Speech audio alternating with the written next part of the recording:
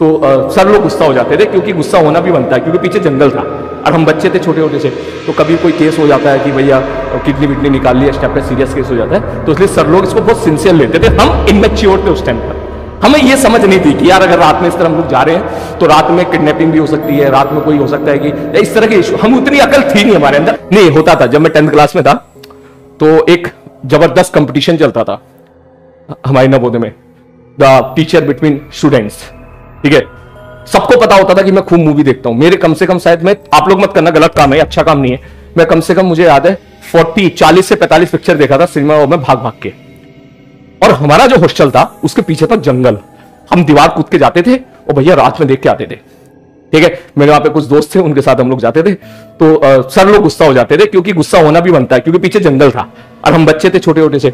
तो कभी कोई केस हो जाता है कि भैया किडनी विडनी निकाल ली, इस टाइप का सीरियस केस हो जाता है, तो इसलिए सर लोग इसको बहुत सिंसियर लेते थे। हम इनमेच्योर थे उस टाइम पर, हमें ये समझ नहीं थी कि यार अगर रात में इस तरह हम लोग जा रहे हैं तो रात में किडनैपिंग भी हो सकती है, रात में कोई हो सकता है कि इस तरह के इशू, हम उतनी अकल थी नहीं हमारे अंदर। अब जब बड़े हुए तब समझ में आया कि यार हम गलत थे उस टाइम पे, सर लोग बिल्कुल सही थे।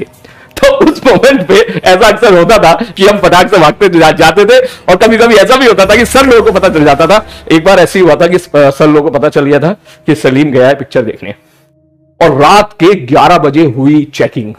मुझे अभी भी याद है, हमारे सर थे हॉस्टल पार्टनर सर, और चेकिंग हुई एक एक करके बेड पे, और मेरे बेड पे था रजाई, रजाई के अंदर थी तकिया बहुत सारी, और तकिया और कपड़े लगे हुए थे। और फिर सर आए और सर को लगा आज धर लिया इसको हम लोगों ने, और जैसे ही उन्होंने रजाई हटाई तो इत्तेफाक से मैं उस रजाई के अंदर था, ठीक है, मैं उस रजाई के अंदर था।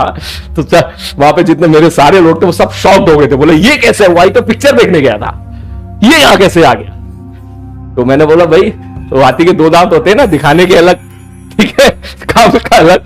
तो बेसिकली मैंने उस रात सबको ये बोला था कि मैं पिक्चर देखने जा रहा हूं, ठीक है, ये बोला था। तो खबर उड़ते उड़ते सर तक पहुंची, लेकिन मैं गया नहीं था। गया मैं फिर भी था, ऐसी बात नहीं है गया नहीं था, गया मैं फिर भी था। जैसे ही इधर से चेकिंग बंद हुई, सर अपने घर गए, सीधा मैं दीवार कूद के सीधा सिनेमा हॉल में।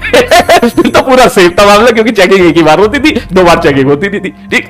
खैर ये बहुत बड़े खतरनाक केसेस हैं, ये कभी बाद में अपन इसके बारे में चर्चा करेंगे।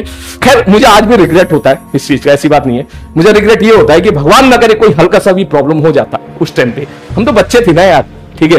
तो इसलिए जो है फिर वो एक तरीके से वो बोले ना कि इनरिप्लेसेबल, वो कहते हैं ना कि भाई ऐसी गलती होगी अब आप उसको रिप्लेस कर ही नहीं सकता, वो एक तरीके से वो लॉस हो गया, टोटल लॉस हो गया, तो वो बच गया। इसलिए उन सभी सर के लिए मेरे दिल में अब बहुत ज्यादा, जब मैं थोड़ा मैच्योर हुआ तो एक बहुत रेस्पेक्ट बन गई। अभी भी जब उन सर से बात करता हूं तो मैं उनको यही बोलता हूं कि सर आप कितने, मतलब अलग ही लेवल है सर, हम तो आपके सामने कुछ भी नहीं है। क्या इतनी बड़ी बड़ी बेवकूफी हम करते थे, और आप सब जो है हमें इग्नोर मारते थे, और उसके बाद लगे रहते थे पूरी कोशिश में कि कोई किसी बच्चे के साथ कोई गड़बड़ ना हो।